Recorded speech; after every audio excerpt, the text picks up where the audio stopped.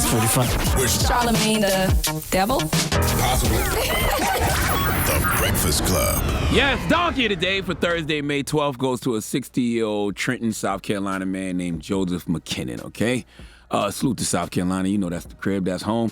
Now, before we go any further, it's very important to note that Joseph McKinnon is deceased, okay? He's dead. I can't believe you're giving a deceased man Donkey of the Day, Charlamagne. Well, it's a teachable moment, okay? And for the past week, there's been a lot of discussions about a deceased man, and that man was named Kevin Samuels. I didn't watch Kevin Samuels' videos. I've actually only seen one in my life, and that's when he was asking some man if he had a big penis. Okay, I know he was polarizing, but anyone who gives their opinion for a living usually is. But that's not what we're here to discuss this morning. There was a conversation about whether or not Kevin Samuels' death was karma. I saw people saying, oh, it's karma. He got what he deserved for talking about black women in this way. And it made me realize that folks don't really know what karma is. The dictionary defines karma as the sum of a person's actions, okay, in this and previous states of existence, viewed as deciding their fate in future existences. An informal definition is destiny or fate, okay, following as effect from cause. Personally, I believe that karma is simply action, okay? I do believe that karma is cause and effect. There are actions, and then there are consequences to those actions. I don't believe karma is out of our control. I don't believe karma is indirect. For example, let's say I help an old lady cross the street. That doesn't mean I'm going to end up randomly finding a bag of money, later on in life because I did that, good deed. All right, I like what the Buddhists say, and that is karma is an action, not a result.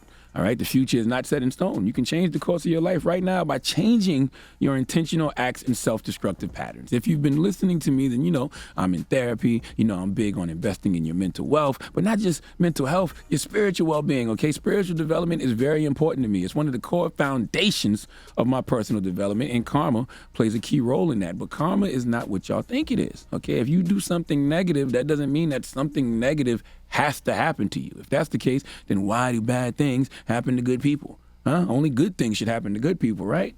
I believe that karma is based on your actions and thoughts in every single moment. Now, Kevin Samuels, his death might have been karma, okay, but it was karma probably based on whatever he was doing in that moment.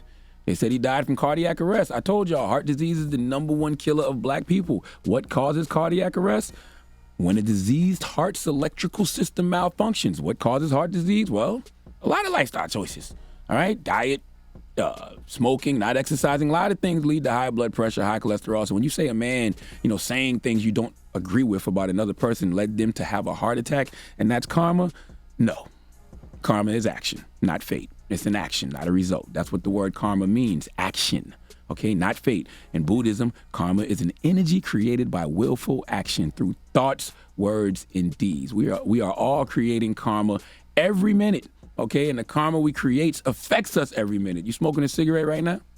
You waking up eating something you know your doctor told you not to eat? Hell, you waking up and haven't been to the doctor in years? Those are your actions, and you will have to deal with the consequences of those actions later in life. All right, that's the karma you're creating for yourself. Now, I'm saying all that to say, in terms of someone dying because of karma, today's donkey is a great example. It's a great example of whatever you might think karma is. I started this off by telling you that Joseph McKinnon is dead. And guess what? He suffered a heart attack. See?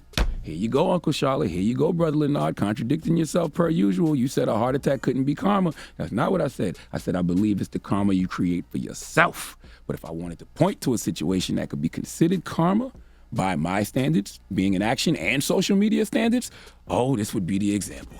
Let's go to people.com for the report, please. A South Carolina man who allegedly killed his girlfriend died of a heart attack while burying her in their yard. According to reports from local Fox affiliate WHNS, the Edgefield County Sheriff's Office says they believe 60-year-old Joseph McKinnon strangled his girlfriend, 65-year-old Patricia Dent, inside their home on Saturday. But deputies were called to the residence after reports of an unresponsive male lying in his yard and arrived to find McKinnon's body.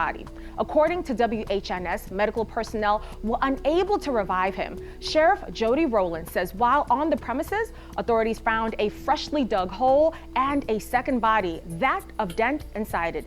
Investigators believe McKinnon attacked Dent in their shared home, then bound her and wrapped her in trash bags before putting her in the pit. An autopsy confirmed she died by strangulation, while deputies say McKinnon's death occurred after he had a cardiac event while covering the pit.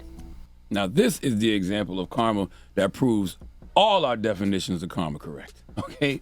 I believe karma is action. So he killed this woman, then tried to bury the woman in the backyard and had a heart attack and died while digging the grave. If your old ass wasn't doing such strenuous activities as strangling women and then trying to dig a grave to bury her in it, you'd be alive today, maybe, okay? And no telling, how he had been living, all right? He might have been smoking, drugs, alcohol, bad eating, no physical activity, and then all of a sudden you think you're gonna go out in the backyard and dig a grave after murdering someone?